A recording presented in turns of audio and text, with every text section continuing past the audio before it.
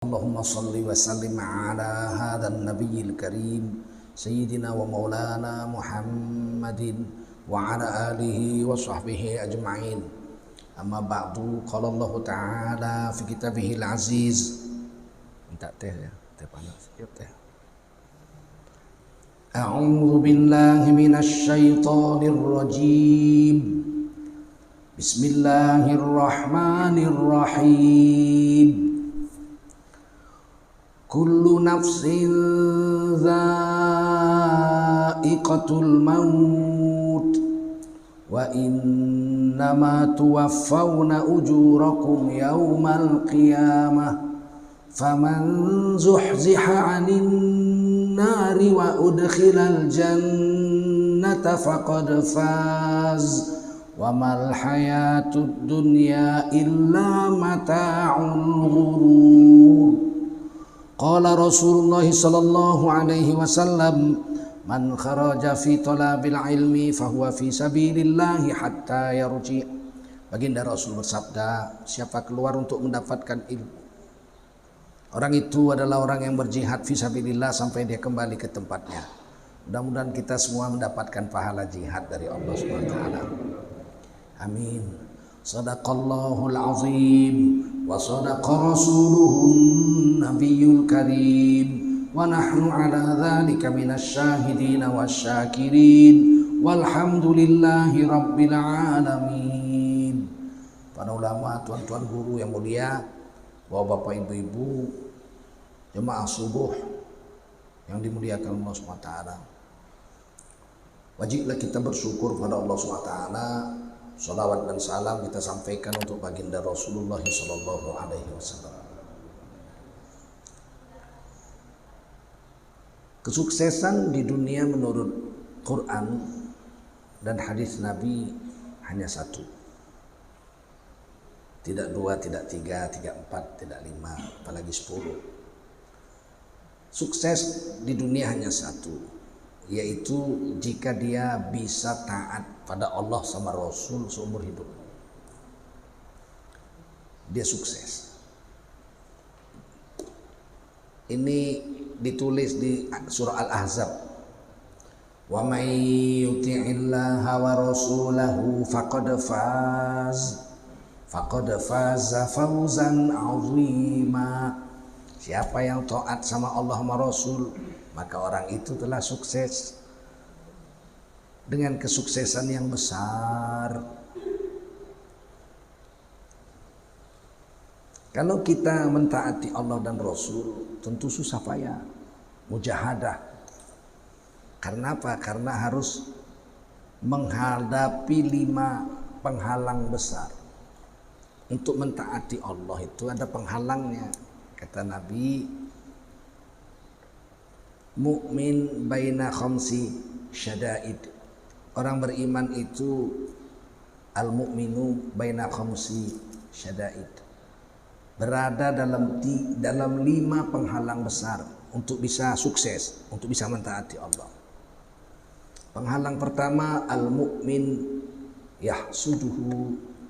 Penghalang pertama adalah orang beriman tapi iri hati dengan dia. Banyak orang beriman iri hati, hasad. Penyakit hasad ini pertama kali kena iblis. Iblis pertama kali kena. Dia itu beribadah lebih 1000 tahun. Dari golongan jin, tapi sangat soleh. Akhirnya diangkat jadi penghulu malaikat. Namanya Azazil. Iblis itu namanya Azazil. Jadi penghulu malaikat. Tapi dia minal jinni, terbuat dari api, golongan jin dia, bukan golongan malaikat. Kalau malaikat kan terbuat dari nur. Dia dari nar, dari api. Ketika Allah mau mencabut amanah sebagai khalifah di bumi yang telah diberikan kepada bangsa-bangsa jin, Banul Jan, tapi mereka ternyata tidak menjalankan tugas sebagai khalifah di bumi. Mereka merusak bumi, maksiat sama Allah, bunuh-bunuhan, asal jumpa perang-perang. Jin laut jumpa jin darat perang, jin pantai jumpa jin hutan perang, jin gunung jumpa jin lembah perang, jin lembah jumpa jin lembah perang, jin gunung jumpa jin gunung lain perang. Jadi Allah nggak suka. Allah cabut. Allah mau ganti dengan seorang khalifah jenis lain, yaitu jenis baru, jenis manusia. Maka dalam hadis dikatakan Allah perintahkan malaikat Jibril mengambil bahan baku manusia itu, yaitu tanah segenggam, adama, segenggam, adama. Malaikat Jibril datang, kasih salam sama bumi, assalamualaikum, selamat sejahtera kamu wahai bumi.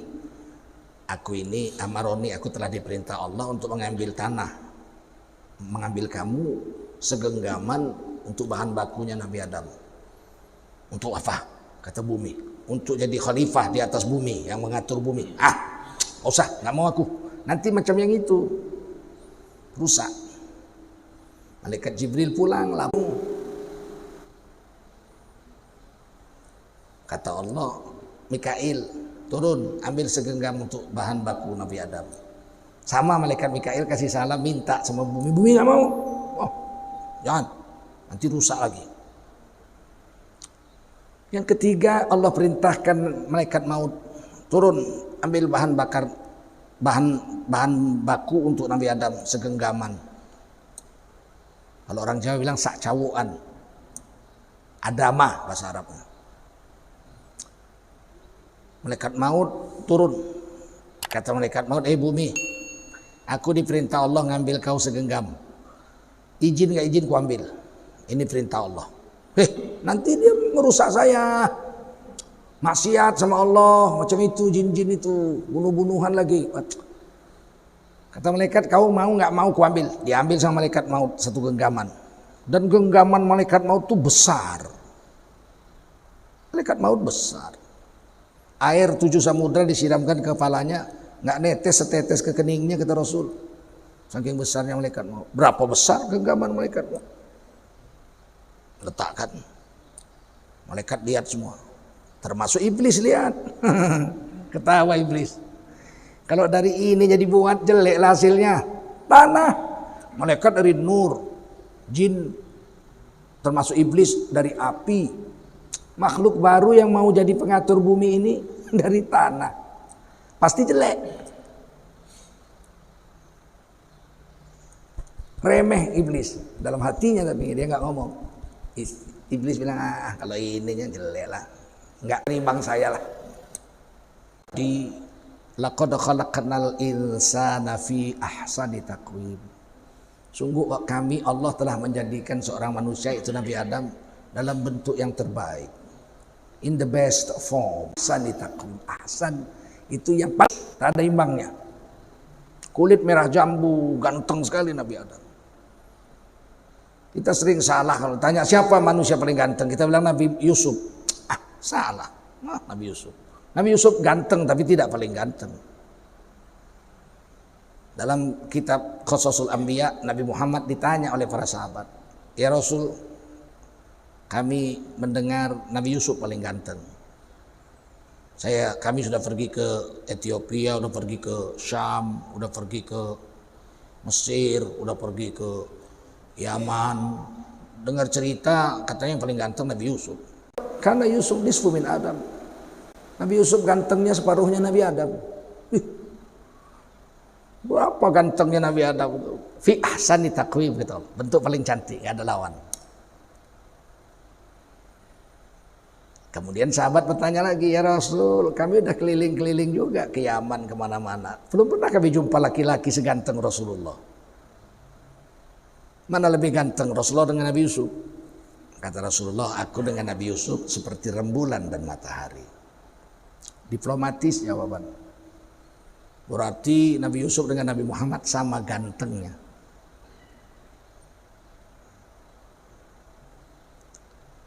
Di dalam kitab Ibnu Katsir, Bidayatun Nihayah, dalam kitab Bidayatun Nihayah diceritakan Nabi Yusuf gantengnya seperti matahari. Sedangkan Rasulullah katanya, Rasulullah sendiri mengatakan, Nabi Muhammad SAW itu gantengnya seperti bulan purnama, Badrun Munir. Nabi Yusuf gantengnya seperti matahari, Nabi Muhammad gantengnya seperti bulan purnama. Bisa memutuskan mana lebih ganteng, matahari dengan bulan? Tidak ada yang bisa. Sama cantiknya. Saya pernah umur berapa ya, 5 tahun atau kurang dari 6 tahun, bangun pagi-pagi subuh, saya buka jendela, mesti manjat itu, karena jendela dulu besar-besar. Kemudian saya keluar di halaman rumah saya melihat matahari sedang mau terbit. Duduk saya di bangku, saya ambil kursi. Indahnya ya Allah, sampai sekarang masih berkesan saya. Indahnya matahari terbit itu. Bayangkan umur 6 tahun kurang, saya sudah merasakan indahnya matahari terbit. Sampai sekarang masih terbayang di mata saya itu keindahannya. Berapa cantiknya matahari. Tahun 88 saya membawa mahasiswa USU 105 orang keliling Jawa, Bali, Lombok. Subuhnya di Gunung Bromo melihat matahari terbit. Saya melihat yang kedua, keindahan matahari itu. Sholat subuh saya di puncak Bromo itu cuma 2 orang. Saya azan di puncak Bromo itu. Pas saya sholat, di samping saya ada 1 orang. Selesai salam saya tanya, kamu dari mana? Dari Minangkabau katanya. Dosen di mana? Dosen di Andalas. Oh, saya dosen di USU. Ribuan orang yang naik Gunung Batok itu, Gunung Bromo. Yang sholat subuh cuma 2 orang. Dosen USU 1, Tengku Zulkarnain, 1 lagi dosen Andalas, Sumatera Barat. Yang lain tak sholat semua. Islam rata-rata. Suntuluyu. Naik gunung mau sholat gak mau goblok. Tapi indahnya matahari dibanding indahnya bulan. Saya melihat keindahan bulan purnama sering. Wah, bukan main cantiknya. Sampai dinyanyikan sama orang Melayu. Malam indah bulan purnama. Berarti hebat bulan itu. Tapi di dalam hadis dan dalam kitab Bidayatul Nihayah dijelaskan, Nabi Yusuf itu seperti matahari, Nabi Muhammad seperti bulan. Nabi Yusuf itu setiap orang melihatnya timbul fitnah. Kalau perempuan lihat wajah Nabi Yusuf, biar anak perawan, biar nenek-nenek pasti jatuh cinta dan birahinya bergerak. Ada fitnah. Sedangkan siapa saja kalau lihat Rasulullah pasti tertunduk. Takzim, nggak berani macam-macam. Biar laki-laki, biar perempuan. Asal lihat Nabi segan. Kalau lihat Nabi Yusuf gairah. Pas perumpamaan Nabi seperti matahari. Orang kalau lihat matahari bergairah orang. Ibu-ibu langsung ribut itu. Hai anak-anak bangun, matahari sudah terbit. Ayo kita mandi sebentar lagi pergi sekolah. Jangan sampai terlambat. Hop, bangun. Bapak, bangun pak. Bapak jangan terlambat masuk kantor. Orang kalau lihat matahari bergairah.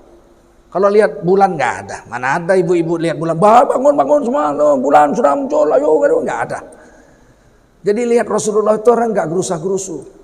Kalau lihat Nabi Yusuf, istri raja aja kepingin berzina sama Nabi Yusuf. Orang yang membesarkan dia dari kecil, kefincut.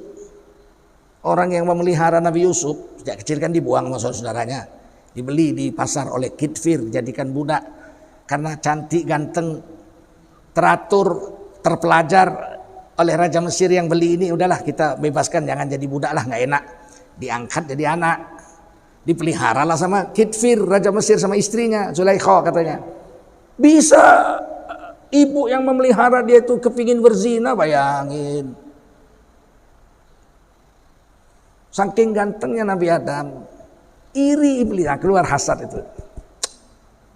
Kirain jelek, rupanya cantik. Iblis jelek, iblis ada tanduknya, ada buntutnya. Makanya iblis tidak bisa, setan tidak bisa tidur telentang. Orang Islam 2 yang boleh tidur posisinya, tidur terlentang atau miring kanan. Jangan miring kiri, nanti mudah lapar. Imam Ghazali mengatakan miring ke kiri tidurnya raja-raja. Malam sebelum tidur makan kenyang-kenyang, tidur miring kiri, pagi bangun udah kelaparan, mau makan lagi. Miring kanan tidak akan terasa lapar sepanjang malam dan jantung merdeka. Darah yang masuk tertekan sedikit, tapi darah yang keluar dari jantung merdeka, sehingga jantungnya tidak berat bekerja. Dan tidur terlentang. Sahabat tidur telungkup, dibangunkan Nabi pakai kaki. Kata Nabi, kalau ada orang Islam tidur telungkup, bangunkan dengan kaki. Karena dia sedang melakukan perbuatan setan, tidur telungkup. Setan gak bisa tidur terlentang, dia ada tanduknya. Maka iblis begitu lihat Nabi Adam timbul irinya. Ciptakan dari tanah tapi cantiknya bukan main. Nah, itulah makhluk pertama yang kena sifat hasad, dengki. Maka ketika diadu ilmu oleh malaikat, oleh Allah untuk adu ilmu antara Nabi Adam dengan malaikat, kalah malaikat karena Nabi Adam sudah diajarkan segala macam ilmu dalam tempo 1 detik aja langsung alim. Wa 'allama Adamal asma'a kullaha, Nabi Adam diajar nama segala sesuatu. Tsumma aradahum 'alal malaikah, kemudian diadu kepada malaikat, ambiuni bi asma'iha ulai in kuntum shadiqin. Beritahu hai malaikat nama benda-benda ini semua kalau kamu merasa lebih bagus dari Nabi Adam. Dan kamu enggak senang waktu Nabi Adam mau dicipta. Kata malaikat, qalu la ilma lana illa ma 'allamtana. Kami enggak punya ilmu kecuali yang telah diajarkan Allah kepada kami. Singkat cerita kalah, suruh sujud. Isjudu li Adam, sujud sama Nabi Adam. Li ta'zim, untuk menghormat Nabi Adam, bukan untuk menyembah. Enggak boleh nyembah selain Allah. Fasajadu, semua malaikat sujud illa iblis, kecuali penghulunya iblis enggak mau. Aba wastakbar wa kana minal kafirin. Dari iri hati timbul sifat congkak dan sombongnya. Anak kemarin sore aja kok disuruh hormat kita sama dia. Wa kana minal kafirin, masuklah iblis dalam golongan kafir. Ini orang pertama dapat penyakit iri hati. Dari iri hati muncul penyakit congkak dan sombong. Kemudian apa? Dendam. Ketika dia diusir dari surga, kapan anak cucu Nabi Adam tidak kugoda? Sampai hari kiamat jangan matikan aku ya Allah, biar kugoda semua anak-anak cucu Adam itu biar masuk neraka semua sama-sama aku. Timbul dendam. Jadi penyakit iri hati itu kalau enggak dibersihkan oleh kita, kalau ada di hati kita iri lihat orang, kita enggak obati, enggak kita lawan, timbul penyakit baru. Dari iri jadi dendam, jadi congkak, jadi sombong, jadi marah. Lihat orang yang diirikan itu selalu jumpa marah, selalu jumpa marah. Kata Allah, fi qulubihim marad fazadahumullahu marada. Di dalam hati mereka ada penyakit. Kalau mereka tidak obati, maka Allah berikan lagi penyakit-penyakit lain, penyakit-penyakit baru. Dari penyakit hati, iri hati menjadi congkak, sombong, dendam, marah, macam-macam. Timbul lama-lama penyakit fisik. Gara-gara iri orang bisa sakit badannya. Tetangganya beli mobil baru, dia yang nggak bisa tidur sampai jam 3 pagi gelubuk. Suaminya nanya, kamu ini jam 3 kok nggak tidur, ada apa sih? Duduk dia langsung, apa mas nggak tahu? Tetangga kita 11 baru beli mobil baru. Dia beli mobil baru kok kamu yang nggak tidur? Sombong. Tadi dia lewat rumah kita, saya lagi nyapu halaman, diklakson, tin, sombong, pih. Mentang-mentang mobil baru, klakson. Timbul marahnya. Kata suaminya, kamu jangan begitu, orang beli mobil tuh rezeki orang, jangan gitu tidur, nggak bisa tidur. Besok pagi dia nyapu, lewat lagi kawan tuh. Karena kemarin klakson diludahi, hari ini tetangganya lewat nggak klakson, dia liatin. Pih, sombong. Udah tahu aku di sini mbok klakson, kenapa sih tin? Memang iri, semua salah orang dibikinnya. Nggak bisa tidur. 2 minggu gak bisa tidur, mikirin tetangga bisa beli mobil, dia belum bisa mobil. Akhirnya apa yang terjadi? Mencong mulutnya. Bawa ke dokter, stroke. Gara-gara iri hati timbul penyakit stroke. Iblis yang pertama kali kena. Tapi kata Nabi, penghalang orang Islam untuk taat pada Allah dan Rasul, penghalang pertama adalah orang mukmin yang iri hati dengannya. Nggak senang. Lihat kita sholat, orang nggak senang, aneh. Itu saya lihat di kompleks ini udah ada 5 orang yang ketularan itu. Loh, ketularan apa Pak RW? Dulu saya tahu yang kemari yang sholat ke masjid cuma 1 orang tuh si jenggot itu aja, celana cingkrang itu. Nah, sekarang udah berhasil mempengaruhi 4 orang lagi, sudah 5 itu. Tolong dicatat namanya, laporkan Koramil. Itu jangan-jangan radikal masuk komplek kita. Orang ke masjid 5 waktu dibilang radikal. Bayangkan. Sementara di komplek yang sama ada 5 orang yang setiap malam main batu. Malam Ahad main batu sampai pagi. Mula-mula 5. 2 tahun kemudian sudah 25 yang main batu. Nggak dicatat tuh. Nggak ada orang kampung bilang tuh dulu mula-mula 5 pemain batu di komplek kita. Sekarang sudah 25. Yang 20 lagi sudah berhasil dia pengaruhi. Catat itu siapa-siapa itu. Jangan-jangan nanti ayam hilang dia yang nyolong. Kalah main judi. Nggak ada itu. Yang dicatat yang 5 waktu ke masjid.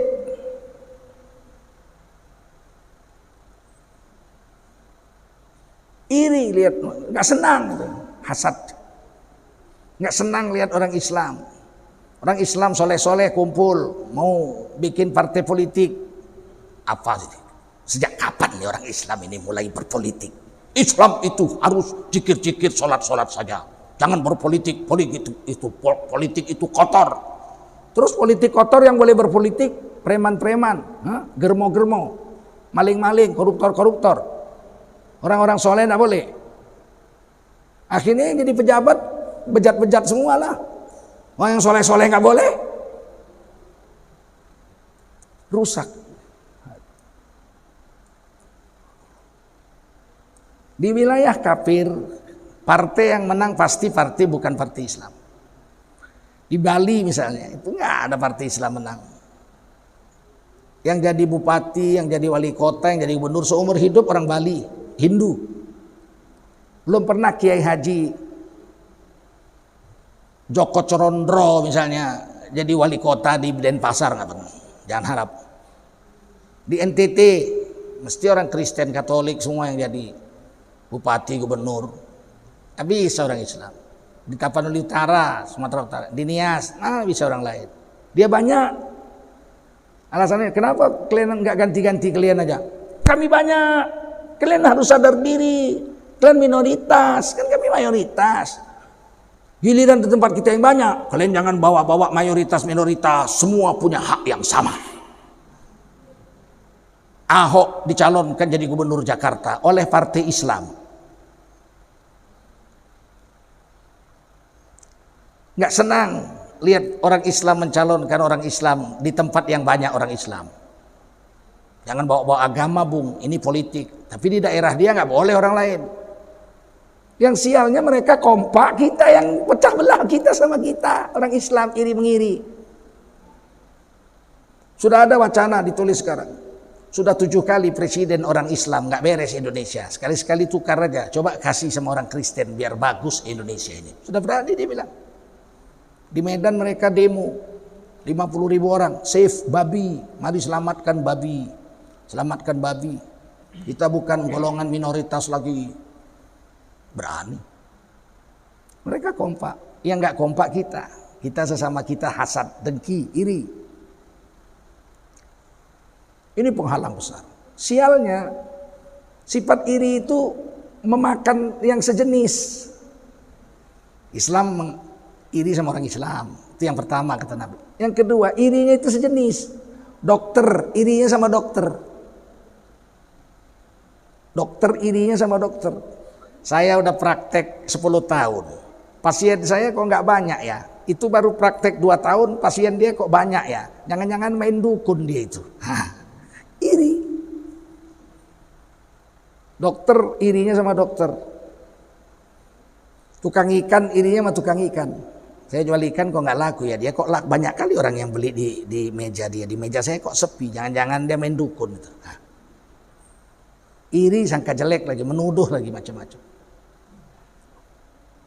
Tukang sayur irinya sama tukang sayur. Ustadz irinya sama ustadz. Kenapa dia yang kondang, kenapa aku enggak? Padahal lebih botak aku dari dia. Iri. Kalau bukan golongan dia usir. Pemecah belah. Awas kita. Kalau ada sifat tak senang sama orang Islam, bukan dia yang salah, kita yang salah itu. Kata Nabi, mukmin mir'atu akhihil mukmin.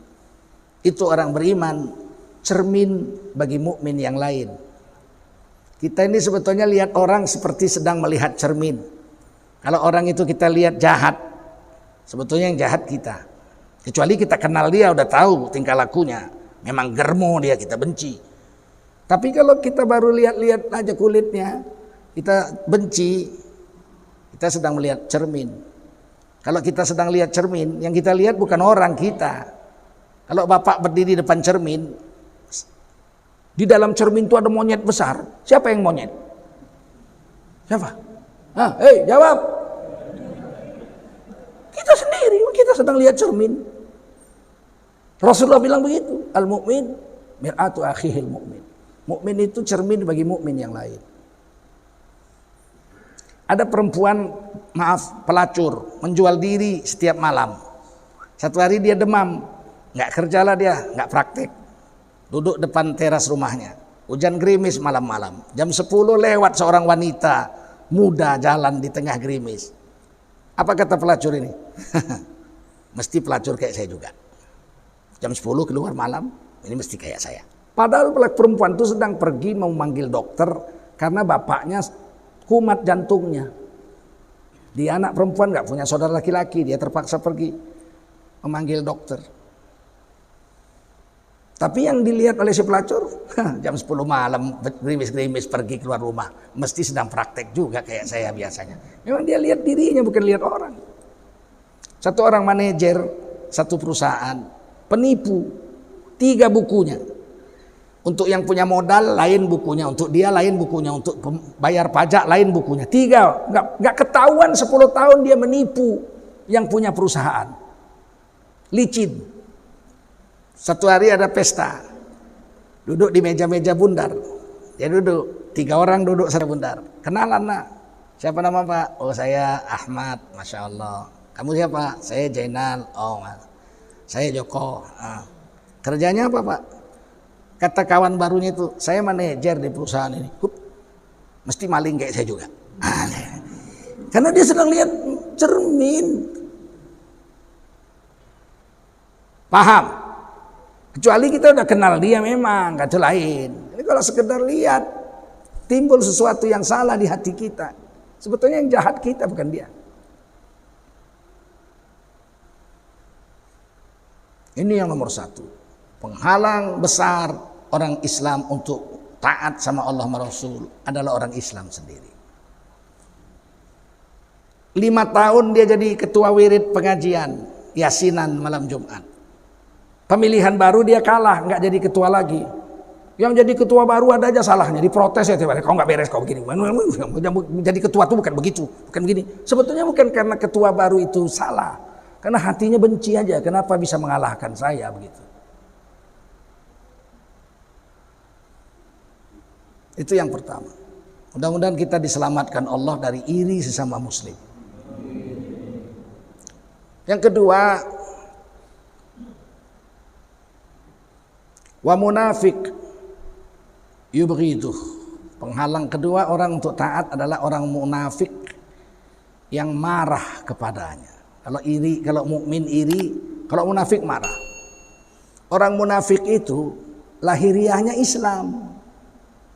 Sholat, KTP-nya Islam. Tapi kalau sholat malas-malasan, wa idza qamu ila sholati qamu kusala. Kalau sholat dia sholat tapi malas. Kalau sedekah terpaksa. Orang lain sedekah kok awak enggak, malulah. Sedekah 5.000 gemeternya 2 jam. Kok gemeter kau? Baru sedekah. Sedekah kok gemeter? 5.000.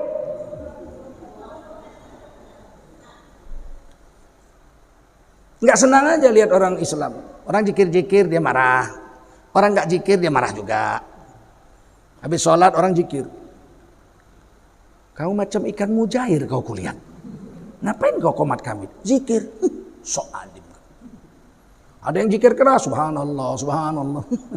Jikir keras. Bid'ah ahli neraka jahanam. Nggak pernah. Padahal dia sendiri nggak jikir. Tiba-tiba satu hari orang sebelahnya sholat, assalamualaikum warahmatullahi, assalamualaikum warahmatullahi, langsung berdiri pulang. Zikir kenapa sih? Sholat aja kok nggak mau zikir. Pokoknya orang marah aja, apa yang dibikin orang dia marah. Orang baca Quran dia marah, orang sedekah dia marah. Kau jangan sedekah, jangan di depan orang kau. Ria namanya itu, tahu kau? Kalau sedekah kau sembunyi-sembunyi, itu lebih baik, pahalanya lebih besar. Ada aja salah orang, marah aja dia. Kita orang mukmin ini yang paling penting apa kata Allah, jangan apa kata orang. Hajab kita nanti. Semua yang kita bikin, orang mukmin yang iri-iri, orang munafik marah sama kita. Maka orang munafik ini lihat orang ngaji dia marah. Ada aja alasannya itu supaya dibubarkan pengajian itu. Covid lah, radikal lah, ustadznya abal-abal lah. Pokoknya ada aja lah. Giliran joget-joget orang dibiarkannya. Yang ketiga, wa kafir yuqatiluh. Penghalang ketiga orang mau taat sama Allah, menjalankan agamanya 100%. Orang kafir yang memeranginya. Itu orang kafir memang strateginya bagaimana memerangi orang Islam. Ingat George Bush naik, dia bilang apa? Anda bersama saya atau bersama teroris?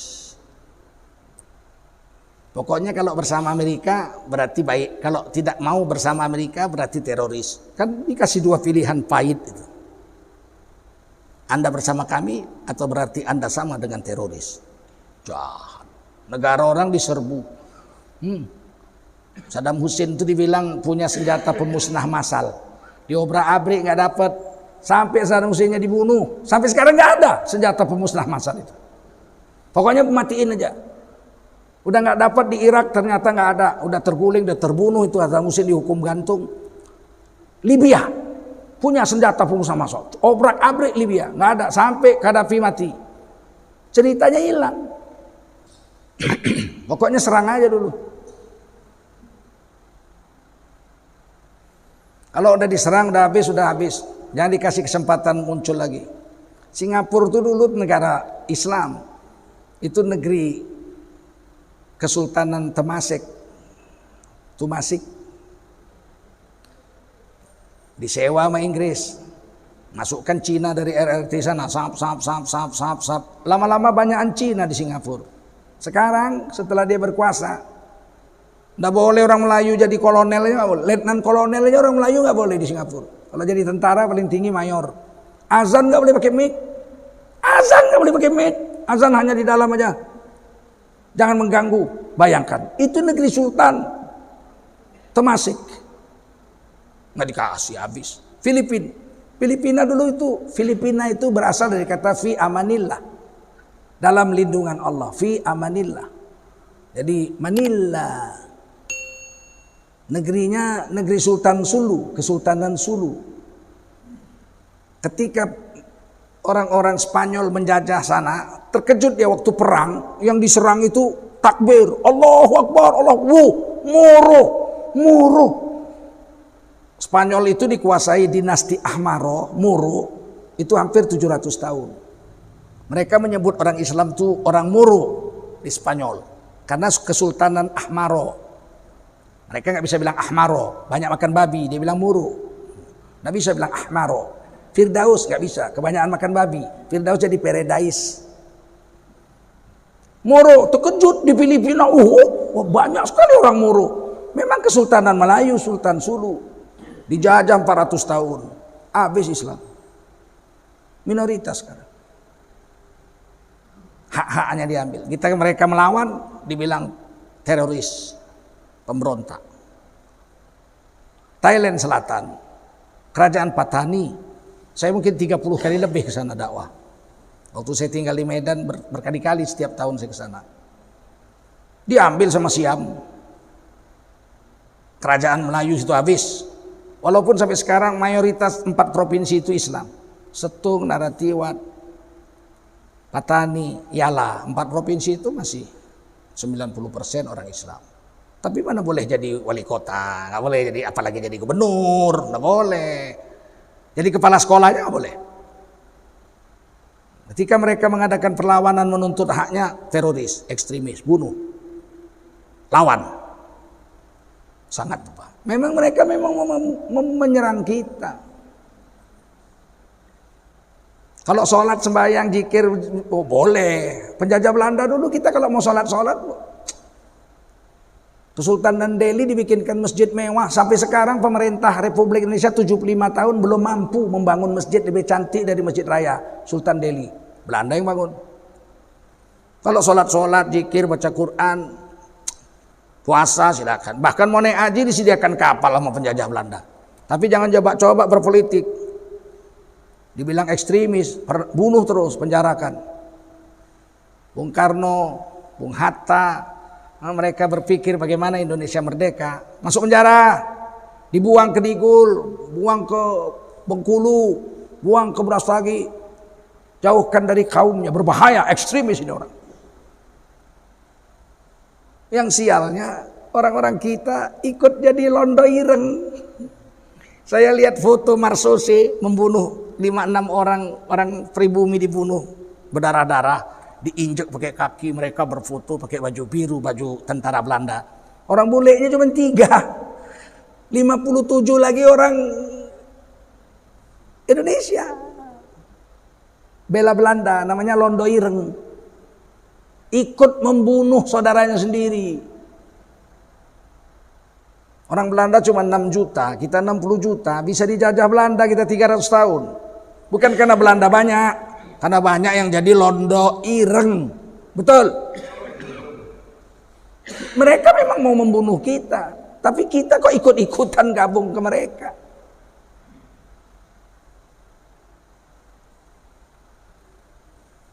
Udah 3. Yang keempat, wa nafsin tunazi'uh. Penghalang manusia untuk tidak mau taat sama Allah adalah nafsu. Yang memang tidak mau tunduk. Nafsu memang payah. Nafsu itu kalau masih amaroh, jenisnya nafsul amaroh, memang sukanya maksiat, gak seneng agama. Joget yuk, ayo. Kalau joget, gerimis pakai keyboard, joget sampai subuh.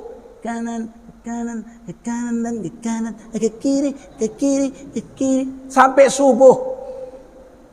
Tapi kalau diajak ke masjid, gerimis. Nanti bengek kukumat katanya. Kau kemarin joget sampai pagi? Oh lain, kalau joget hangat. Enggak, malah kumatnya bengeknya sembuh. Emang nafsu Pak. Nafsu itu memang tak suka. Kalau masih nafsul amaroh diajak taat memang enggak mau. Duduk di masjid pakai AC, pakai karpet, sejuk, nyaman, dengar ceramah 1 jam gelisah. Macul di sawah, matahari di atas, lumpur di bawah, sehari. Tabah dia. Kenapa? Karena waktu macul sawah tuh yang main nafsu. Ini ku pacul sawah nih, nanti ku tanam, tumbuh padi 1 hektar menghasilkan 9 ton, maka dijual kali 2.000, maka duitnya 18 juta. 18 juta itu bisa beli ini, bisa beli itu, bisa beli. Betah dia di sawah tuh berjam-jam. Sementara di masjid, karena nafsunya masih nafsul amaroh, seperti ikan dicampakkan ke padang pasir, gelebar-gelebar, bentar-bentar lihat keluar. Udah matahari udah mau terbit, Ustaz tuh masih ngomong aja. Apa pun yang dibilangnya. Nafsu nggak mau taat. Nafsu itu baru mau taat kalau dipaksa taat. Dipaksa taat. Malam kita mau sholat tahajud jam 2, pakai jam beker. Hidupkan jam beker. Sekarang kan hidupkan jam beker pakai HP. Disetelnya ayam bekukuk jam 2. Pas jam 2 bekukuk ayamnya. Sampai berkeringat HP itu dia nggak bangun. Nafsu Pak, berat. Harus dipaksa. Begitu dia dengar, paksa. Tapi masih ngantuk. Tidak ada ngantuk. Kau sudah umur 40, kapan lagi kau tahajud? Sudah selama 40 tahun ini kau kalau malam bangun cuman kencing saja. Ini hari kau bangun kencing, kau wudu, kau sholat. Paksa. Dia pun buang air kecil, wudu, sholat. Pertama kali seumur hidupnya. 2 rakaat sholat tahajud. 17 kali nguapnya Pak. Memang harus dipaksa nafsu. Besok lagi, hidup lagi jam beker, paksa lagi, nguapnya udah 15 kali. Terus 2 tahun kemudian nggak ada nguap lagi. Nggak perlu pakai HP, bangun pas jam 2 bangun, jam 2 bangun. Orang barat menyebutnya biological clock, jam biologis, menimbulkan kebiasaan. Bukan. Kalau dalam Islam, orang yang niat berbuat baik, kalau diserahkannya sama Allah, ada malaikat yang menjaga. Malaikat rahmat namanya. Setiap hari kita ini 70 yang jaga. Malaikat rahmat. Kalau enggak kita udah habis diterkam setan. Setiap orang mukmin 70 malaikat yang menjaganya. Dari rambut sampai kakinya. Kemana-mana dia pergi ada 70 malaikat menjaganya. Bisa dirasakan. Kalau kita mau berbuat jahat, menjerit hati kita, jangan, itu zina, jangan. Setan bilang mainkan aja, bini kau udah tua, ini sintal, barang baru ini, ayo mainkan. Terasa kita itu, perang batin itu. Kalau menang setan, kita berzina. Kalau menang malaikat rahmat, nggak jadi kita. Itu menjaga kita. Tapi kalau dia dibuat maksiat, malaikat lari. Dalam kitab Ihya dikatakan kalau kita berbohong, dusta, keluarlah bau busuk dari mulutnya, itu lebih busuk dari bau bangkai. Maka larilah malaikat rahmat 70 mil daripada orang yang dijaganya itu. Menjauh malaikat, bau kali kau pembohong, pergi. Itu bohong sekali Pak. Gimana kalau tiap hari bohong? Di kantong saya ada duit, tapi utang nambah terus. Bagaimana malaikat nggak lari? Pembohong. Kalau malaikat sudah lari, habislah kita, nggak ada yang jaga kita. Ini nafsu paksa. Kalau kita mau titip, boleh titip sama Allah. Ya Allah, malam ini aku kepingin jam 2 malam tahajud ya Allah. Bangunkan aku jam 2 malam. Bismika Allahumma ahya wa amut. Dengan namamu aku tidur ya Allah. Dan dengan namamu yang agung aku bangun. Percayalah jam 2 bangun. Bangun. Jam 2. Tapi masih ngantuk. Lewat sampai subuh.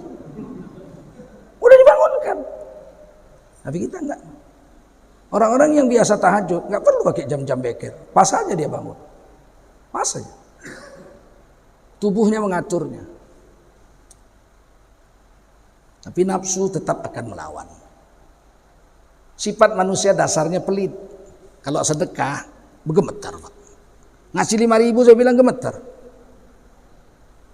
Kau kok gemetar? Baru lihat setan? Bukan, baru sedekah 5.000. Paksa. Setiap jumpa orang miskin minta 5.000, gemetar. Besok 5.000, gemetar. Besok setahun kemudian nggak gemetar lagi 5.000. Mantap. Ya udah nggak gemetar, udah setahun. Naikkan 10.000, gemetar lagi. Kok gemetar lagi? 10.000. Kemarin udah nggak gemetar, 5.000 nggak gemetar, 10 masih gemetar. Terus setahun kemudian 10.000 mantap. Naikkan 50.000. Oh sama jenggot-jenggotnya gemetar. 50.000. Tapi 5 tahun kemudian 50.000 mantap. Udah nggak gemetar, udah 5 tahun. Tiba-tiba datang janda miskin, aku janda Pak, anakku 3 belum makan 2 hari Pak. Kami kena COVID ini hajab kali kami Pak. Warung pun udah tutup. Macam mana kami makan ini hari kedua nggak makan. Kasihan 4 orang kalian belum makan. Bukanya dompet. 100.000. Yang nerima gemetar. Seumur hidup ambo ada pernah mau dapat. Kalau nggak dipaksa nafsu mana mau tunduk Pak. Wa nafsin tunazi'uh, lawan nafsu. Yang kelima, wasyaiton yudilluh. Yang membuat kita itu tidak mau atau terhalang untuk taat pada Allah dan Rasul, setan yang selalu ingin menyesatkan kita. Setan itu menyesatkannya itu bukan disuruhnya kita murtad, beratlah, murtad belakangan. Kita itu dihindarkannya dari amalan-amalan yang bagus. Dan setan membisikkan itu pakai hadis. Gilanya kerja setan itu. Ada orang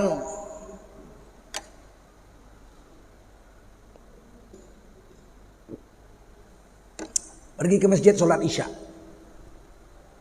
Dia orang hebat, bacaan Qur'annya bagus dan dia hafal banyak ayat-ayat Qur'an. Begitu sholat imamnya baca alam nasroh. Rakaat pertama alam nasroh, rakaat kedua ar-ra'aital ladzi yukadzibu biddin. Apa kata orang ini?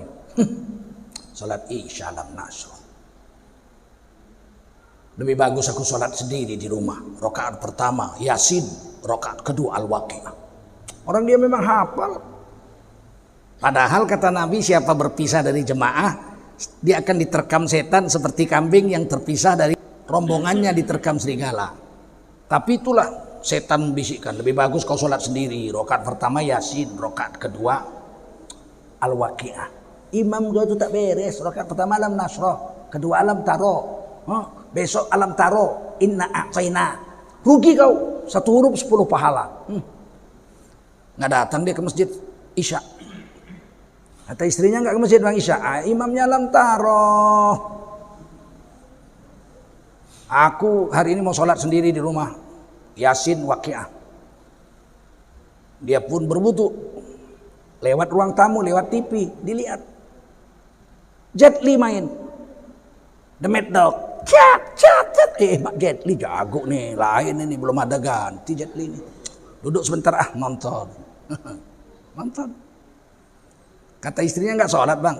Isya lama. Makin malam makin khusyuk. Rasulullah bilang sholat isya makin malam makin afdol.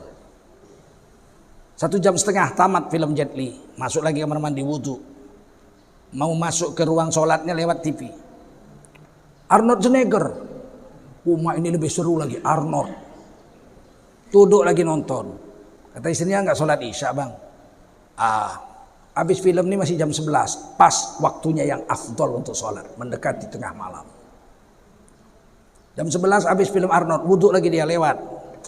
Sholatlah. Udah jam 11. Rakaat pertama Yasin. Rakaat kedua Waqiah. Allahu Akbar. TV kan masih hidup. Lagu nostalgia. Bruri sama Dewi Yul. Semua terserah padamu, aku begini adanya. Ku hormati keputusanmu, apapun yang akan kau katakan. Bismillahirrahmanirrahim. Inna a'tainakal kautsar fasholli rabbika wanhar inna syani'aka wal abtar. Inna a'taina senapas. Setan mau dilawan. Memisahkan diri dari jemaah dipikirnya hebat, habis dia dimakan setan tahu.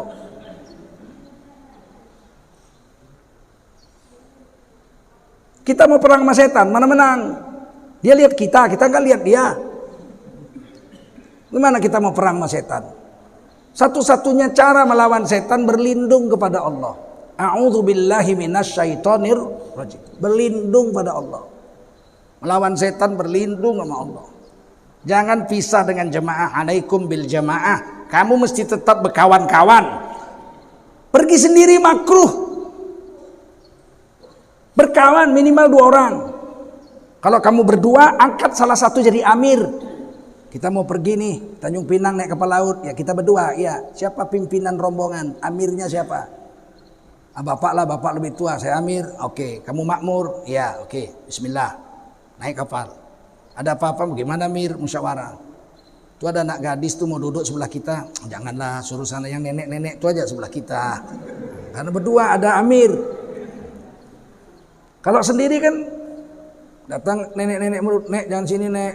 Aku pemabuk nanti muntah aku kena nenek. Datang anak gadis. Sini aja dek, nggak usah jauh-jauh. Setan. Mau dilawan. Nggak usah lawan setan. Berlindung sama Allah, ikut ajaran Nabi, baru selamat dari setan. Paham? Pakai pakaian sunnah. Pakaian sunnah ini menyelamatkan juga. Dulu kawan saya, dengan saya tugas ke Bangkok. Kawan saya itu ustadz juga. Tapi ada tugas kerja kantor kami. Dia atlet SEA Games, pemain anggar. Badan tegap. Habis sholat isya, dia turun, aku mau makan. Aku bilang aku mandi dulu lah. Sama-sama lah kita lapar kali aku. Cari restoran Islam di bawah sana ada. Nah, pakai batik lah dia. Bilang kenapa pakai batik? Ini Bangkok. Saya orang Indonesia. Kita harus nasionalis. Bangga dengan Indonesia. Ini Bangkok, aku bilang. Kau belum pernah kemari, aku udah sering. Tenang aja lah Ustaz. Ya nanti aku nyusul lah. Aku mandi dulu. Begitu saya selesai mandi mau pakaian, masuk dia ke kamar. Pucat mukanya. Kok balik udah makan? Di bawah banyak perempuan. Terus dibukanya bajunya, looking no money katanya. Dia ustad. Aduh hajab kali aku katanya. Udah ikut saya aja nanti. Turunlah saya pakai jubah serban saya. Dia di sebelah saya. Sampai restoran, sampai pulang, banyak perempuan. Nggak ada yang berani buka baju looking no money. Kok aman kita Ustad? Jubah serban, dia tahu ini Ustad, tahu dia ini orang Islam.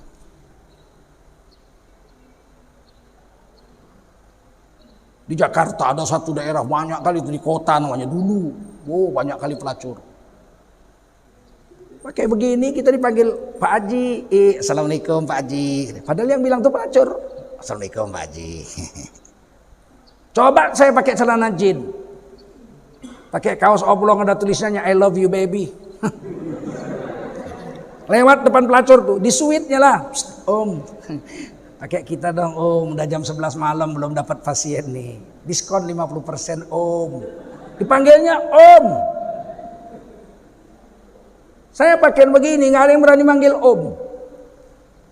Keliling dunia saya 36 negara pakai begini. Ke Amerika, ke Kanada, ke Cina, ke Korea, ke Jepang, Australia, kemana-mana saya pakai begini. Aman. Orang panggil saya good morning sir, good night sir, evening sir. Nggak ada manggil saya Om. Apalah artinya sebuah nama? Itu kata Shakespeare, William Shakespeare. Kata Rasulullah, nama itu mesti dipilih yang bagus. Antuh sinus mahu wa adabahu. Nama itu menentukan. Kamu masuk surga dipanggil namanya. Harus bikin bagus nama. Sahabat Nabi jumpa Nabi. Ditanya Nabi, man anta? Ana huzun. Namaku duka cita ya Rasul. Lah, walakin anta sa'adah. Kamu sebetulnya orang yang berbahagia. Ditukar namanya terus. Nggak ada, nama itu menentukan. Dipanggil Ustadz, pakaian begini paling nggak dipanggil Pak Haji. Betul? Kalau pakai celana jin ada kaos oblong situ kiss me darling, dipanggil Om. Sama aja nya Pak Ustadz, dipanggil Pak Haji sama Om. Beda, kok sama? Panggilan itu menentukan kehormatan kita. Coba ada Maulid Nabi. Para hadirin sekalian, sampailah kita kepada puncak acara ceramah agama yang akan disampaikan oleh Om Tengku Zulkarnain. Pulang dia. Kok pulang Om? Kau cari Ustadz aja lah, aku Om. Tersinggung orang panggil Om. Tidak ada jalan lain melawan setan, masuk dalam agama. Berlindung kepada Allah Subhanahu wa taala dengan sunnah Rasulullah SAW. Terakhir saya tutup ceramah ini dengan tema kita, amalan yang dirindukan surga. Sayyidina Abdullah bin Mas'ud radhiyallahu anhu bertanya kepada Rasulullah. Kata Sayyidina Ibnu Mas'ud, ayul a'mali ahabbu ilallah ta'ala. Wahai Rasul, amalan apa yang paling dicintai oleh Allah? Amal kan banyak. Yang paling dicintai Allah apa? Qala Rasulullah SAW, as-salatu ala waqtiha. Kata Rasulullah SAW, amal yang paling dicintai Allah, salat pada waktunya. Bukan fi awwali waqtiha. Tapi as-salatu ala waqtiha. Salat pada waktunya. Alhamdulillah masjid ini tadi antara azan dengan qomat 11 menit. Memang mesti begitu. Jangan buru-buru. Orang yang dipanggil baru bangun kok kita udah komat. Hayya 'alas shalah. Bangunlah orang. Dia mandi subuh kok. Tiba-tiba kita udah komat. Dia sampai masjid, orang udah zikir-zikir. Besok begitu lagi, besok begitu. 5 kali nggak datang lagi dia. Ditunggulah orang yang datang itu. Kita harus cepat-cepat, Pak. Tak disuruh di awal waktu. Pada waktunya disuruh. Zuhur. Kalau di Turki, zuhur itu setengah jam sebelum azan orang sudah ngaji.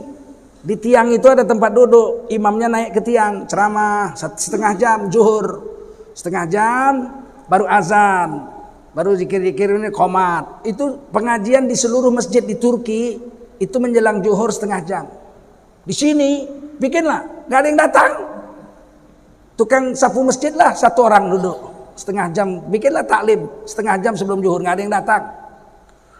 Makanya kita taklim setelah zuhur. Itu pun tinggal 1/10. Bapak-bapak habis zuhur kita akan mengaji, ada ustadz akan ceramah. Ustadznya dia lagi. Bosan. Pergi. Nggak mau kita menjalankan agama bahwa amal paling besar itu sholat pada waktunya, yaitu berjemaah. Kata Imam Ghazali, ai sholatul jamaah fil masjid alladzi yu'adzanu fi. Sholat berjemaah di masjid di mana telah berkumandang azan di sana. Tidak ada lebih besar dari itu amalan pahala. Kalau kita punya emas sebesar bumi, disedekahkan semua sama fakir miskin, banyaklah pahalanya ya.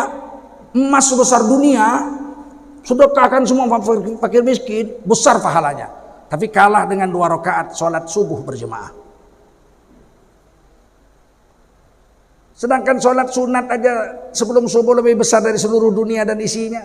Rakaat al-fajri khairul laka minad dunya wa ma fiha. Sholat 2 rakaat sunat sebelum subuh lebih baik dari seluruh dunia dan isinya. Apalagi sholat subuhnya. Tidak ada lebih afdol dari itu. Kita baca Quran khatam sehari semalam, kalah dengan 2 rakaat sholat subuh berjemaah. Padahal khatam Quran itu pahalanya 1 huruf 10. Berapa juta itu? Hampir 2 juta itu. 1.700.000 lebih huruf Quran itu. Kali 10. 17 juta pahalanya. Lebih. Kalah dengan 2 rakaat sholat subuh berjemaah. Nggak ada lebih tinggi dari itu. Dan ke masjid itu amalan banyak betul. Man tawaddo'a bi ahsanil wudu' kharajat khotoyahu min jasadihi hatta min tahti afari. Siapa berwudu dengan sempurna di rumahnya kemudian dia jalan ke masjid, maka ketika wudu berguguranlah seluruh dosa tubuhnya, dicuci air wudunya. Tsumma kharaja ilal masjid, kemudian dia berjalan ke masjid. Bikulli qadamin, setiap langkah dia dapat 3. Hapus dosa 1, dapat pahala 1, dinaikkan derajatnya 1. Setiap langkah, 100 langkah, 1000 langkah, berapa dia dapat. Masjid, dia lihat masjid, dia selawat. Sunat selawat melihat masjid. Allahumma sholli ala sayyidina Muhammadin wa ala ali sayyidina Muhammadin. Dia dapat 10 rahmat. Man shalla alaiya sholatan wahidatan sallallahu alaihi wasallam. Siapa selawat sekali, Allah beri dia selawat 10. Di kanan dia baca doa, Allahumma ftahli abwaaba rahmatik. Ya Allah, bukakanlah olehmu untukku pintu-pintu rahmatmu. Maka di dalam masjid terbuka ribuan pintu rahmat. Kalau pintunya aja banyak, rahmatnya pasti lebih banyak. Begitu sampai masjid, dia sholat tahiyatul masjid 2 rakaat. Kemudian dia duduk, maka turunlah malaikat mendoakannya. Allahumma sholli alaihi, Allahumma arhamhu, Allahumma sholli alaihi, Allahumma arhamhu, Allahumma sholli alaihi, Allahumma arhamhu, Allahumma sholli alaihi. Ya Allah, beri orang dikasih sayang, beri orang di barokah. Terus malaikat mendoakannya sampai berkumandang azan. Dan ketika dia duduk menunggu azan, dia dihitung terus menerus bersolat 2 rakaat lebih baik dari seluruh dunia dan isinya. Padahal dia zikir aja duduk, nunggu azan, duduk, dihitung terus menerus bersolat. Mana ada dapat itu kecuali di masjid. Begitu azan, dia ikuti muazin itu. Allahu akbar, Allahu akbar, Allahu akbar, Allahu akbar. Hayya 'alas shalah, la haula wala quwata illa billah. Selesai azan, dia doa, Allahumma rabb hadhihi da'wati tammah wassalatil qa'imah ati sayyidina Muhammadanil wasilata wal fadilah wa ba'athu maqaman mahmudan alladhi wa'adta innaka la tukhliful mi'ad. Apa kata Nabi? Halat lahu syafa'ati yaumal qiyamah Orang ini wajib ku beri syafaat di hari kiamat. Mana dapat itu kecuali di masjid. Begitu dia sholat, habis qomat dia sholat, Allahu Akbar. Kata Allah, fadhkurullah yadhkurkum. Kau sebut nama Allah, Allah sebut namamu. Kalau Allah sebut nama kita, karena kita menyebut nama Allah, Allah sebut nama kita dengan bapak dan ibu kita. Zulkarnain anak Anisah bin Rafiuddin, Bejo bin Poniran anak Wagiem. Kalau Allah sebut nama bapak ibu kita, kata ulama, berhentilah siksa kubur apabila bapak ibu kita sedang disiksa. Bapak kita, ibu kita dikubur lagi dipukuli sama mungkar nakir. Kita takbir sholat, Allahu Akbar, Allah sebut. Disebut hambaku Zulkarnain anak Arisah bin Rafiuddin. Berhenti pukulan. Disebut Allah namamu. Berkat rahmat anakmu, takbir. Takbiratul ula, sholat menyebut Allah. Nanti kalau sholat zuhur anakmu lupa, kupukul kau lagi katanya. Zuhur anaknya sholat, Allahu Akbar, berhenti lagi. Awas kau nanti sholat asar. Asar anaknya lagi, Allahu Akbar. Akhirnya diangkat siksa kubur karena sholat yang dilakukan oleh anak. Mana dapat itu kalau enggak kita lakukan. Begitu kita takbir Allahu Akbar, malaikat dipanggil Allah. Hei malaikatku, cabut dosa dari ubun-ubunnya. Khudh min dzunubihim, dicabut dosa dari ubun-ubunnya. Jijik aku, kata Allah, disembah orang yang berdosa, karena dosa itu bau busuk, lebih busuk dari bau bangkai. Gak pantas aku disembah orang yang bau. Cabut dosanya. Maka dicabut oleh malaikat, digenggamlah dosanya oleh malaikat. Sholatlah hamba Allah itu dalam keadaan bersih dari dosa-dosa. Selesai sholat, assalamualaikum, assalamualaikum, malaikat bertanya, ya Allah, kami kembalikan dosa yang sudah kami cabut tadi kepadanya? Dia sudah selesai sholat. Kata Allah, buang dosanya, ampuni sudah dosanya, sudah kuampuni, kata Allah. Hadis Sahih Muslim, inna sholata ila sholati kafarah lima bainahuma. Sesungguhnya sholat yang satu dengan sholat berikutnya mencuci bersih seluruh dosa antara dua sholat itu. Seperti mandi di sebatang sungai yang mengalir depan rumahnya 5 kali sehari, yang mana airnya jernih dan sungainya dalam, airnya tenang. Mana ada daki-daki lengket? Mana dapat itu kalau nggak kita lakukan? Begitu kita baca alhamdulillahi rabbil alamin, Allah jawab, hamadani abdi, dipuji hamba aku. Begitu selesai sholat, assalamualaikum warahmatullahi wabarakatuh, assalamualaikum warahmatullahi wabarakatuh, kita istighfar, astaghfirullahaladzim. Ya Allah, cucilah dosa-dosaku. Betul kata Allah, aku cuci dosa-dosa. Orang yang selesai sholat dosanya sudah diampuni.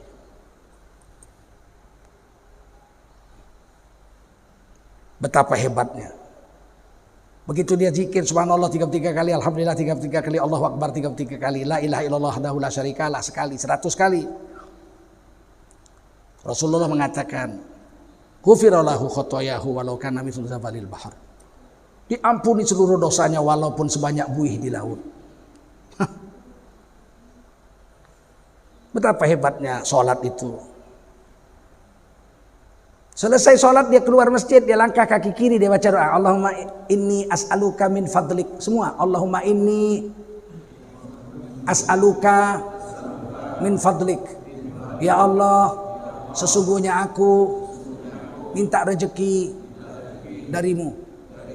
Masuk masjid dapat rahmat, keluar masjid dapat rezeki, masuk masjid dapat rahmat, keluar masjid dapat rezeki. Nggak mungkin melarat orang yang sholat 5 waktu ke masjid.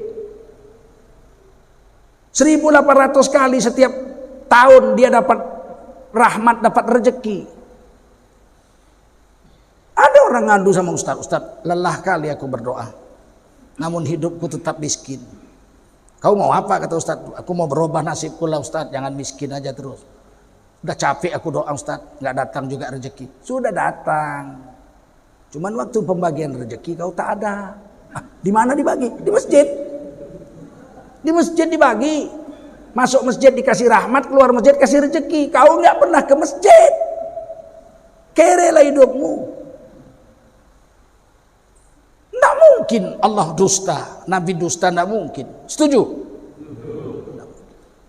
Kata Allah, fa idza qudiyatis shalah, jika kau telah selesai sholat berjemaah, walaupun ayat ini sholat Jumat, tapi kata Imam Syafi'i, Berlaku untuk sholat 5 waktu juga ini ayat.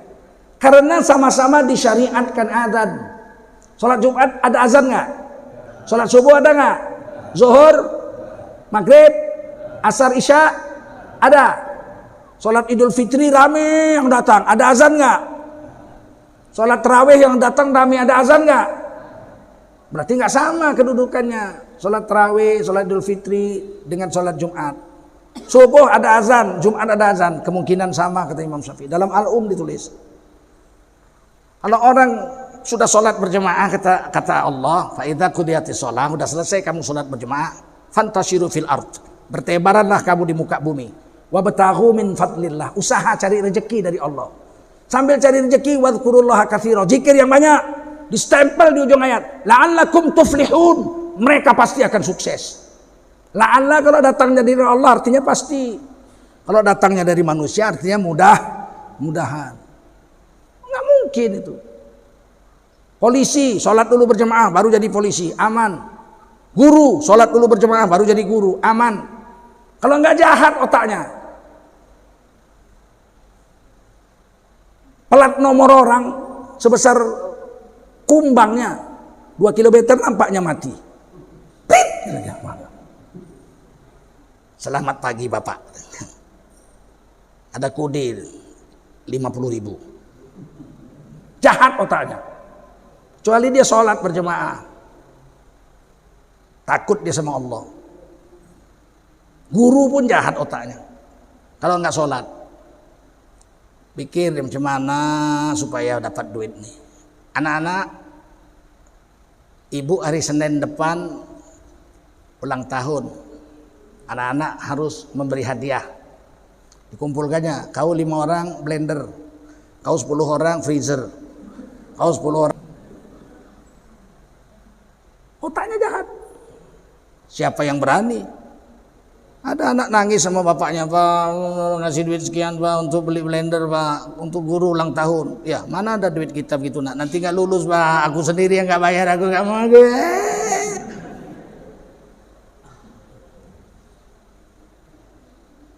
Mau sukses? Mau? Salat berjemaah sampai mati insya Allah. Perempuan mau masuk surga. Ayyum ra'ah matat wa zawjuha an haradin dakhalat jannah. Istri manapun, tak peduli mau orang Islam dari tanah Batak, mau dari tanah Karo, mau dari Melayu, mau dari Cina, asal orang Islam.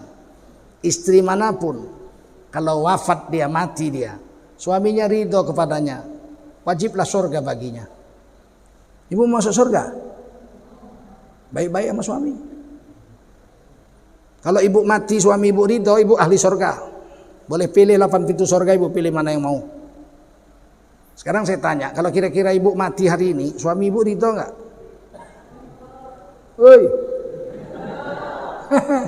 Udah. Ridho atau senang? Kalau ibu mati hari ini, suami ibu ridho apa senang?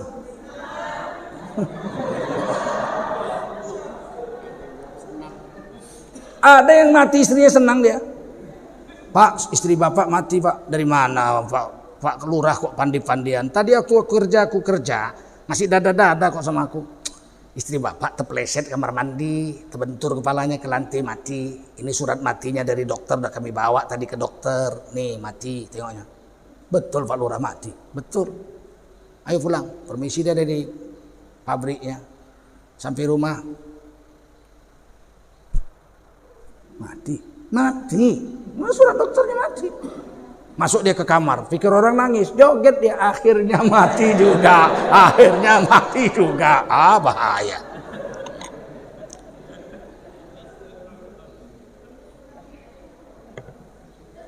Baik-baik sama suami supaya dapat tiket masuk surga. Banyak istri sekarang galak kali sama suami. Galak. Suami pulang jual es krim, dipikul es krim itu, dipukul kentongnya, tung dari jam 8 pagi sampai jam 5 sore. Pulang suaminya lesu. Kok lesu? Bukan disambut sama senyum. Kok lesu? Duitnya mana? Kata suaminya, sambil ngelap keringat. Nggak ada duit hari ini. Duitnya habis main judi?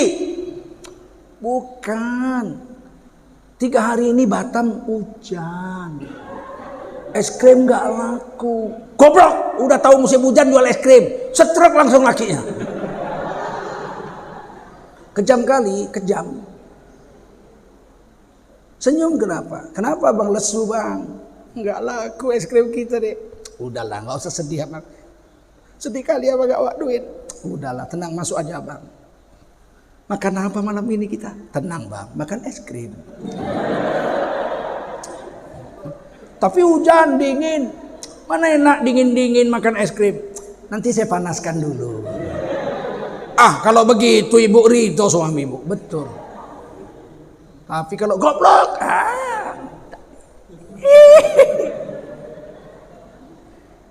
mau diridhoi suami, jangan galak-galak sama suami.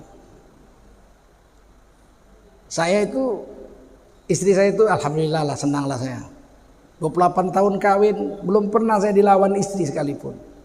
Kawan saya jenderal bintang 4. Bintang 4 Pak. Jenderal TNI cuma 2 bintang 4, Panglima sama Kasat. Saya tanya, udah berapa lama kawin sama istri? Oh, udah lewat pesta pera Ustaz. Masya Allah. Saya mau nanya, Pak jawab jujur. Apa itu Ustaz? Selama perkawinan hampir 28 tahun, pernah nggak dilawan istri? Ditengoknya langit. Sering katanya. Jenderal bintang 4 dilawan istri, apalagi kopral di jambak. Ada kiai tua, sepuh, takzim semua orang. Saya tanya, Masya Allah, kiai udah lama nikah sama nyai? Wah, udah lebih 30 tahun. Masya Allah. 1 istri, 1 dia aja. Selama kawin pernah dilawan istri nggak? Sering. Kiai dilawan istri. Kadang-kadang klien parah kali perempuan-perempuan ini.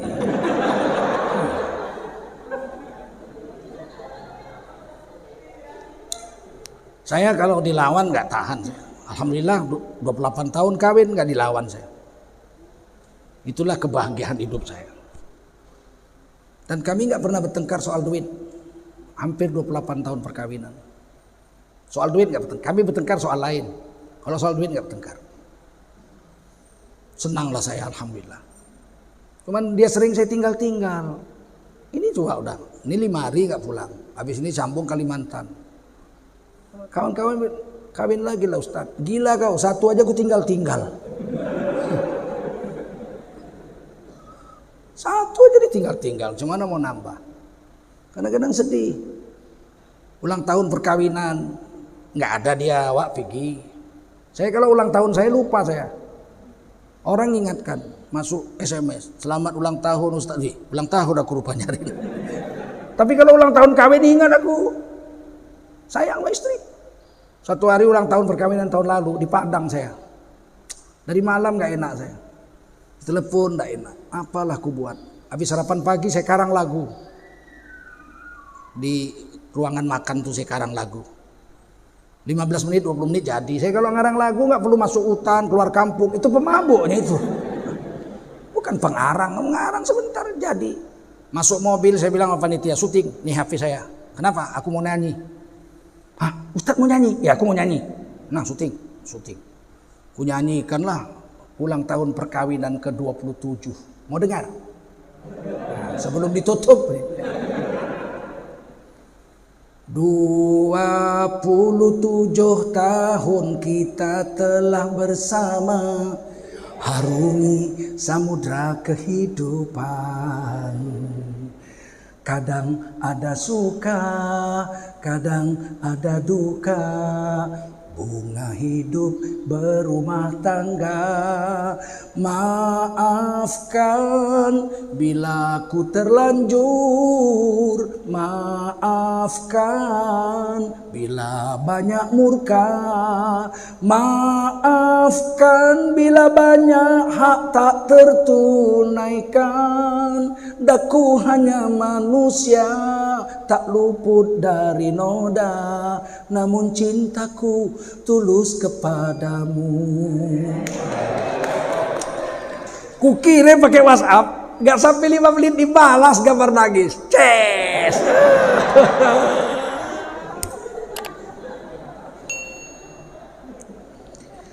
Pikir Ustadz pakai jubah serban radikal. Saya bukan radikal, romantis. Romantis. Panggil istri sayang, abang pergi dulu yangnya. Cemburu orang. Panggil sayang. Nabi manggil Siti Khadijah itu sayang. Ya Habibi. Manggil Siti Aisyah. Ya Humairah. Si pipi merah. Dan tidak pernah dimadu Ibunda Khadijah sampai wafat 25 tahun jadi istri. Sampai umur 65. Nggak pernah dimadu. Nabi panggil sayang. Ya Habibi. Masya Allah. Kita panggillah sayang istri kita. Terlambat nggak apa-apa. Baru dengar ceramah hari ini dibikin. Jangan udah tua baru panggil sayang. Ada veteran perang umur 82 tahun. Upacara bendera 17 Agustus pakai baju veteran. Ada kawannya 77 tahun. Ditanya, tinggal kita berdua. Udah game semua bang, veteran. Tinggal kita berdua. Iya, tinggal kita lah berdua di kota ini. Habis upacara ke rumah kita minum kopi. Iyalah, singgahlah. Ya Allah, yang 82 tahun ini duduk mau minum kopi kan? Ya. Dipanggilnya istrinya di dapur. Sayang, bikin kopi yang 2 yang banyak gulanya biar manis. Ini ya kawan-kawan abang seperjuangan si Udin datang. Bikin 2 yang ya. Jawab istrinya dari dapur lirih. Iya bang. Terdiam kawan yang umur 77 tahun ini. Hebat kali keluarga ini. Umur 82 tahun. Keluarlah istrinya bawa kopi 2. Istrinya pun sudah umur hampir 80. Peot, kurus, keriput. Ditengok sama si Udin. Begitu berangkat istrinya. Hebat kali abang. Terharu aku bang. Umur berapa bang? 82. Abang 82 masih panggil istri sayang. Hebat kali abang berumah tangga. Aku lupa namanya.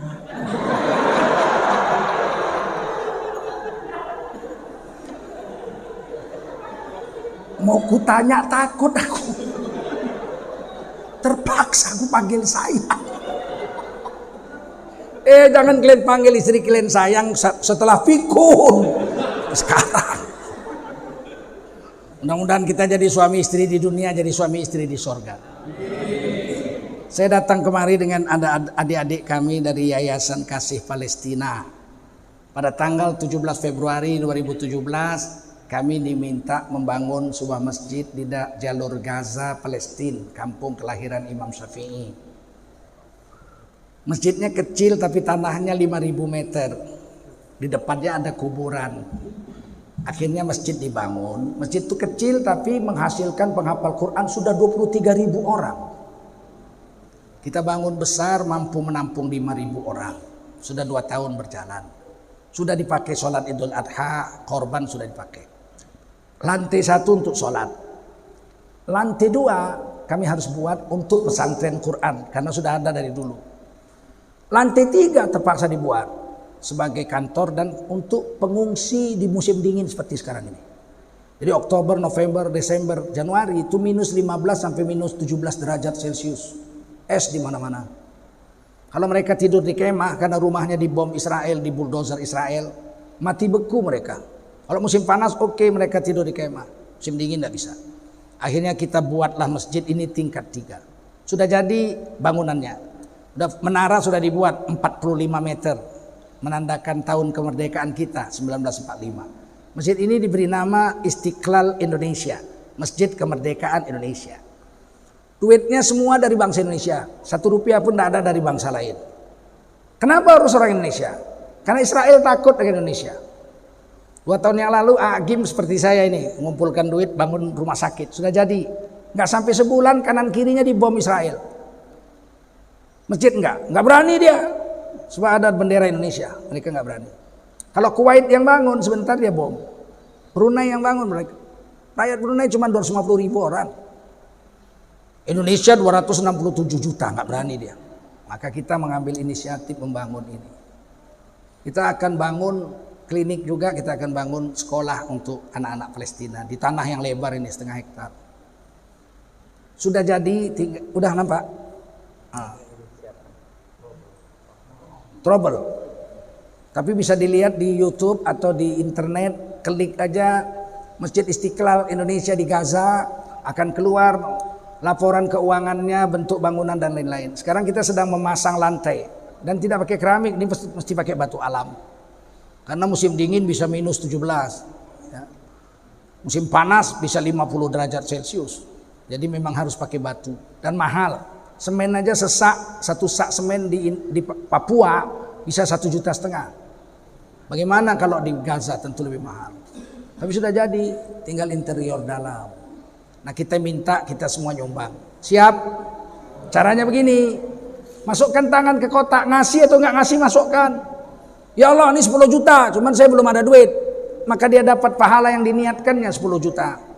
50.000, kebanyakan. Ambil baliknya 20.000. Stop panitia dulu, aku mau ambil baliknya dulu. Ambil.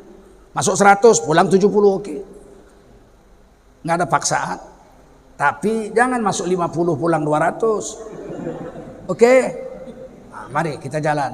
Salatullah, salamullah ala toha rasulillah. Salatullah, salamullah ala yasin habib